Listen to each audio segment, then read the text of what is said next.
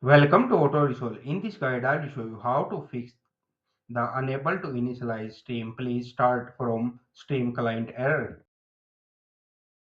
Fix 1. Open the game from Steam. Step 1. Close the game completely. Step 2.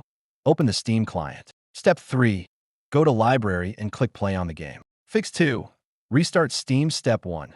Close Steam. Right-click Steam icon. Exit. Step 2.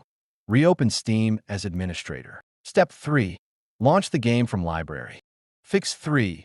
Verify game files. Step 1. Open Steam Library. Step 2. Click the game properties. Step 3. Go to Install Files. Click Verify Integrity of Game Files. Fix 4. Disable Steam Overlays. Step 1. Open Steam Settings. Step 2. Click In-Game. Step 3. Turn off Steam Overlay. Step 4. Restart Steam and try again.